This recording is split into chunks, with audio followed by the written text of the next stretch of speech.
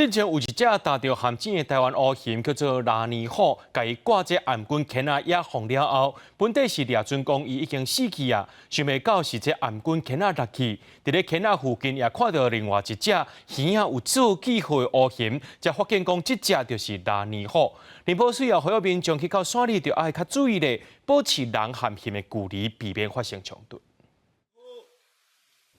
去年3月，伫花东创国山区野放的这只乌熊拉尼虎，本能组织祈求伊会当平安。不过去年年底，台东林保分署刷收到拉尼虎挂的发报器无信号，就是伊死亡。派森林护管员就算去找找伫海拔1000外公尺悬的卡道口森林，找到伊的颔棍壳。不过同时伫附近也阁发现一只走真紧有耳标的乌熊甲熊手，确认看到的乌熊就是拉尼虎，伊也活咧。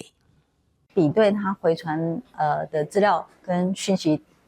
位置，那我们也可以很确认它应该就是拉尼虎。它的出现呢，其实可能也代表着说它跟我们报平安。因为乌熊定打着陷阱受伤，拉尼虎就是台东林保分署成功救援受伤治疗了后野放的第7只台湾乌熊。最近几年，到花东地区嘅海拔山区，定传出民众看到乌熊出入。专家分析，可能是台湾乌熊族群增加扩大活动的范围，浅山环境也变好啊，因则会到浅山来找食。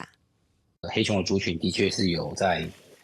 上升哈，特别是南部花东这个地区，低海拔这些浅山区域，其实很多森林其实慢慢的在恢复，它其实也提供了更多黑熊的食物的资源。台东林保分署呼吁民众发现乌熊出入，会当通报乡镇公所，甲花东两县的林保分署处理，各保持人熊的距离，避免冲突。公视新闻采访报道。